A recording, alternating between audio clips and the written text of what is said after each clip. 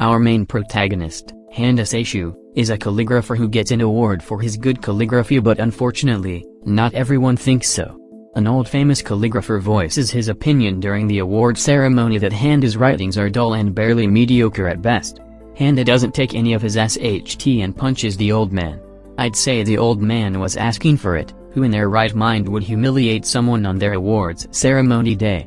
But our main character is also too hot-tempered. So guess what? He is sent to a small island by his father to cool his head off. It is so small that public transportation is hard to find. Luckily for him, an old man with a tractor passes by. Handa arrives to his new house with all the packages, but the delivery man refuses to help him. His comment customer service turns lousy when they don't have any competitors is so spot on. He is later greeted by the village chief, who shows him around his new place only to find that it is already lived in by a small child, Naru, who refuses to leave. He kicks both Naru and the village chief out of his house to work on in writing, but they, especially Naru, comes back every time. He later gives up and let her stay.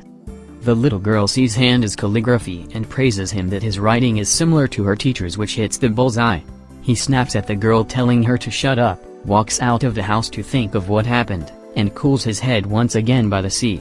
Well, at least he didn't flip his table on our little Naru. Naru follows our protagonist, but he said he won't apologize. She finds it strange since she is the one who bothers him in the first place and said sorry. Both of them forgave one another, or more like only Naru clearly apologizes, and befriends again. Yet, Naru is still a kid who doesn't know why Handa got mad in the first place and says that his writing is easy to copy because it is similar to the copybook, which Handa pushes her down the sea for it. Of course our Naru won't get wet alone and drags him along.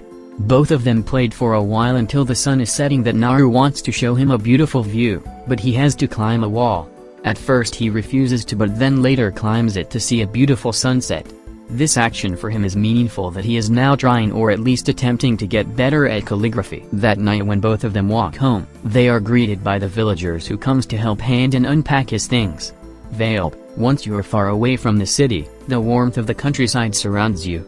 After everyone left, he gets an inspiration and crazily writes his new work, scaring off his neighbor. We are introduced to a new character, Hiroshi Kido. He is average in everything he does and thinks that he already tries his best when people tell him to work harder. Even his parents accepts the fact that he is mediocre.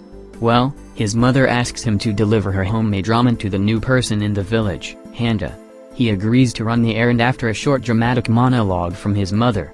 Back in the Handa residence, our main character is trying to concentrate in order to produce better writings.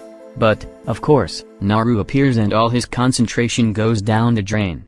Not only that, two more girls appears proclaiming that this house was their base and he is the one who intruded. But well, guess what? After the two girls left, Naru brings her friend Hina over. How lucky of him to be surrounded by little girls, but fortunately Handa is not that kind of guy. After a little incident, all of them are kicked out of the house. Finally having peace, or so we thought, Hiroshi bangs his front door to deliver the ramen.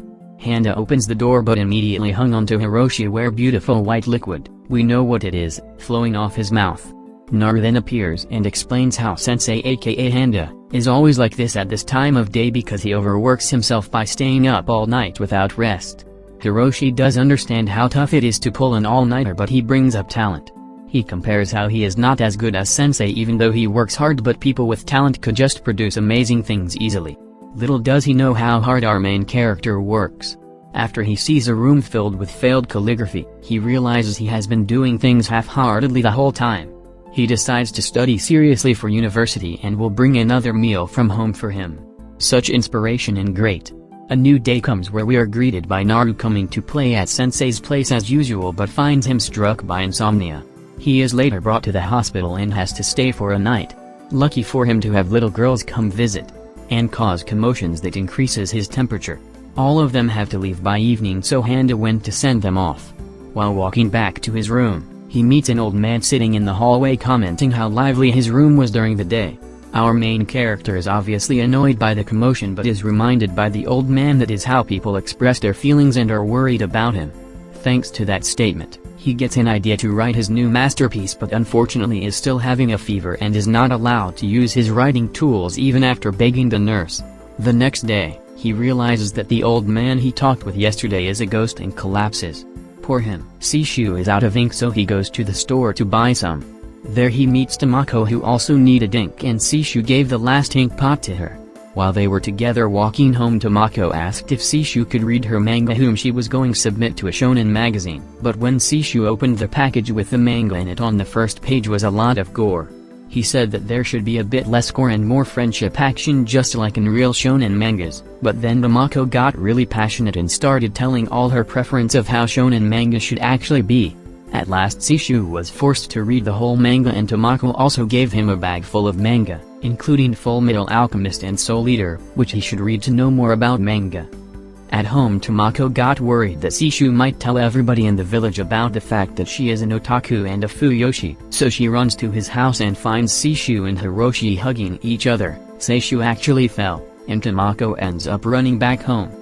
The next day Seishuu finds out that his calligraphy got second place in a contest. He got really depressed, because he worked really hard for this one, and the one who got first place was somebody who is 18 years old. At that time Naru cheers Seishuu up and they go to catch mochi. There he wasn't able to catch any mochi, but an old lady told him some encouraging words which helped him back on his feet. At his home he tells everybody he had a lot of fun and thanks them.